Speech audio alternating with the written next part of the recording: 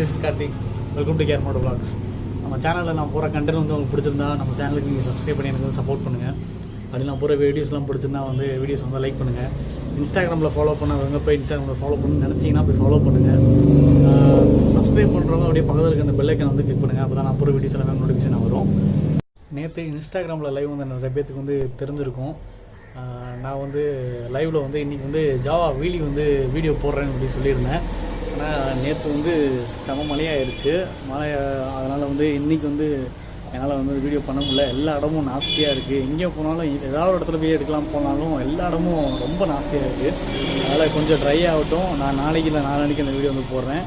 இன்றைக்கி நம்ம வந்து இந்த வீடியோவில் நம்ம வந்து எதை பற்றி பார்க்க போகிறோம் அப்படின்னா, எனக்கு ஜாவாவில் பிடிக்காத சவுண்டு, ஒரு மாதிரி இரிட்டேட் ஆகிற மாதிரி சவுண்டு, அந்த சவுண்ட்ஸ் என்னென்ன அப்படின்றத பார்க்க போகிறோம். அது மாதிரி ஜாவாவில் எனக்கு இன்னும் ஒரு சில விஷயங்கள் வந்து பிடிக்காமல் இருக்குது. அது என்ன விஷயம் அப்படின்னு சொல்லி நம்ம வந்து இன்றைக்கி பார்க்க போகிறோம். வாங்க வீடியோவில் போகலாம். ஓகே கைஸ், இப்போ வந்து ஜாவாவில் எனக்கு ஃபஸ்ட்டு பிடிக்காத விஷயம் என்னென்னா, இந்த ஜாவாவில் வர அந்த சென்சார் சவுண்டு. இப்போ நான் ஆன் பண்ணுற ஒரு சவுண்டு வரும் பாருங்கள்.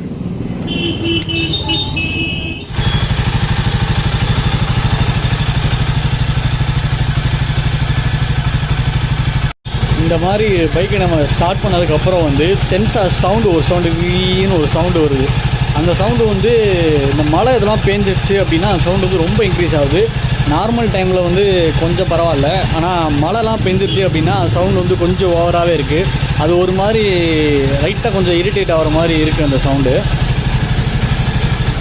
அதுக்கப்புறம் இந்த சாக்கப்ஸர், ஃப்ரண்ட் சாக்கப்ஸர் வந்து சவுண்டு, இது என்ன ஆகுது அப்படின்னா, ஏதாவது பள்ளத்தில் போய் விடும்போது கிச்சு கிச்சுக்குன்னு ஒரு மாதிரி ஏதோ ஒரு சவுண்டு வருது.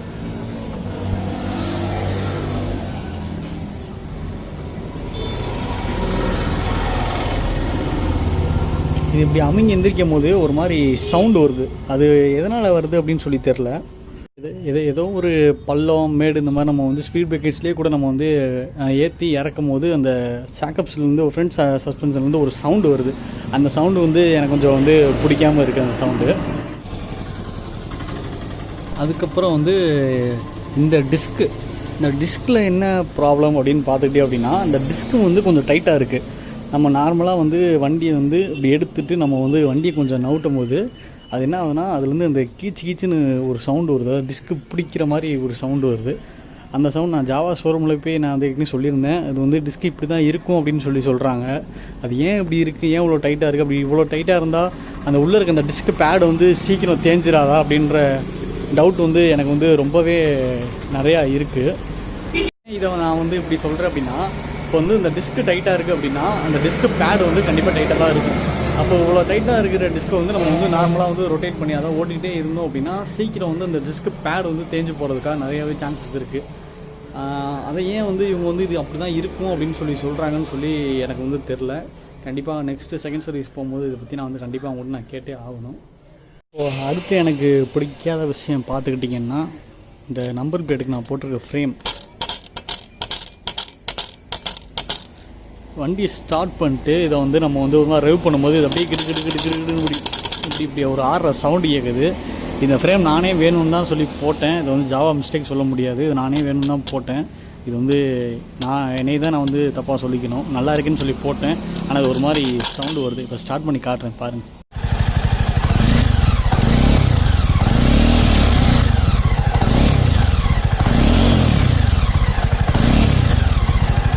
இப்போ வந்து அந்த சவுண்டு வந்துட்டு இருக்கு. இது என்ன ஆகுது அப்படின்னா, நம்ம வந்து ஹைவேல போயிட்டு திடீர்னு நம்ம வந்து நார்மலாக ஆக்சிலேட்டர் கொடுக்காம நம்ம வந்து ஸ்லோ டவுன் பண்ணும்போது என்ன ஆகுதுன்னா இந்த சவுண்டு வந்து கேட்குது. அதனால் நம்ம வந்து திரும்பி பார்க்குற மாதிரி இருக்குது. ஏதோ வண்டியில் ஏதாவது ப்ராப்ளமாக ஏதாவது ஆயிடுச்சா அப்படின்னு சொல்லி பார்க்குற மாதிரி ஆகுது.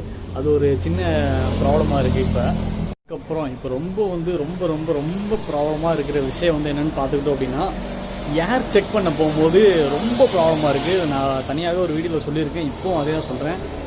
இதுக்காக நம்ம வந்து தனியாக போய் ஒரு சென்டரை நம்ம வந்து பார்க்க வேண்டியதாக இருக்குது. அதாவது இந்த டியூப் வந்து இந்த பைப்போடு கொடுத்துருப்பாங்க. அதை கொடுத்தா அது வந்து செட் ஆகாது. இதுக்கு வளைவாக இருக்கும். வந்து வீடியோவில் கூட சின்னதாக டிஸ்பிளேயில் போடுறேன், நீங்கள் வந்து பாருங்கள். அந்த மாதிரி வந்து ஃப்ளெக்சிபிளாக இருக்கிறத வச்சு இது பண்ணால் மட்டும்தான் வந்து இதில் வந்து ஏர் செக்அப் பண்ண முடியுது. மற்றபடி எல்லா வல்கனிக் சென்டரில் போயிட்டு நம்ம வந்து ஏர் செக் பண்ண முடியுது அப்படின்னா அது வந்து கிடையாது. இது நிறைய பேத்துக்கு ஒரு ப்ராப்ளமாக இருக்கும். யாராருக்கெல்லாம் அந்த ப்ராப்ளம் நீங்கள் வந்து ஃபேஸ் பண்ணியிருக்கீங்களோ நீங்கள் வந்து கமெண்ட்டில் வந்து சொல்லுங்கள்.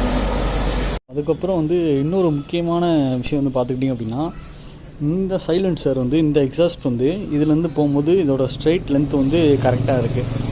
ஆனால் இதுவே இந்த சைடு நீங்கள் வந்து பார்த்தீங்க அப்படின்னா இது அந்த சைடு இருக்கிறத விட கொஞ்சம் இந்த சைடு கொஞ்சம் கிராஸாக இருக்குது. அது வந்து ஏன் இப்படி இருக்குதுன்னு சொல்லி தெரில. இப்படி உங்களுக்கு டிஃப்ரென்ஸ் தெரியும்னு நினைக்கிறேன். இது வந்து ஸ்ட்ரைட்டாக வந்திருக்கு, இந்த சைடு உள்ளது ஸ்ட்ரைட்டாக இருக்குது, இந்த சைடு உள்ளது கொஞ்சம் கிராஸாக வந்திருக்கு. இது ஏன் இப்படி இருக்குதுன்னு சொல்லி தெரில. நான் ஜாவாவில் கேட்டால் அது ஒரு சில பைக்ஸில் வந்து இப்படி தான் வருது, அது முடிஞ்ச அளவுக்கு தான் நாங்கள் வந்து ஸ்ட்ரைட் பண்ண முடியுது. இதுக்கு முன்னாடி இது வந்து இன்னும் கொஞ்சமே எங்களுக்கு தள்ளி இருந்துச்சு. அதுக்கப்புறம் சர்வீஸ் ஓடும்போது நான் சொல்லி கொஞ்சம் வந்து எங்களுக்கு இந்த சைடு கொஞ்சம் இழுத்து கொடுத்தாங்க. இதுக்கு மேலே இழுத்தா இந்த இடம் இந்த ஜாயிண்ட் வந்து உடஞ்சிரும் அப்படின்னு சொன்னாங்க. அதனால் நான் வந்து அதை அப்படியே விட்டுட்டேன். இது ஏன் அப்படி இருக்குது அப்படின்னு சொல்லி தெரில. இதோட இந்த வீடியோ நான் வந்து எண்ட் பண்ணிக்கிறேன். எனக்கு இந்த ஜாவாவில் இருக்கிற ப்ராப்ளம் மாதிரியே நீங்கள் யாராவது வந்து அதை வந்து ஃபேஸ் பண்ணியிருக்கீங்க அப்படின்னா எனக்கு வந்து கமெண்ட்டில் வந்து சொல்லுங்கள். இன்ஸ்டாகிராமில் போய் ஃபாலோ பண்ணுங்கள். ஏன்னா அடிக்கடி அப்டேட்ஸ் வந்து போட்டுட்ருக்கேன். வீக்லி வந்து லைவ் வந்துகிட்டு இருக்கேன். அது நிறைய பேர் வந்து நிறையா டிஸ்கஸ் பண்ணிக்கிட்டு இருக்காங்க. நீங்களும் பண்ணணும்னு நினச்சிங்கன்னா எனக்கு இன்ஸ்டாகிராம் போய் ஃபாலோ பண்ணுங்கள். அப்படியே இந்த வீடியோ பிடிச்சிருந்தால் லைக் பண்ணிடுங்க, ஷேர் பண்ணுங்கள். அப்படியே மறக்காமல் சேனலுக்கு சப்ஸ்கிரைப் பண்ணி சப்போர்ட் பண்ணுங்கள். பாய், see you in the next video. இது வந்து மொபைலில் பண்ணுறேன். கேமரா அளவுக்கு குவாலிட்டி இருக்காது, சாரி. ஆடியோ குவாலிட்டி எல்லாம் ஓரளவு இருக்குன்னு நினைக்கிறேன். ஓகே, அடுத்து ஜாவா வீடியோவில் பார்க்குறேன். பாய், see you in the next video. எல்லோரும் வீட்டில் சேஃபாக இருங்க.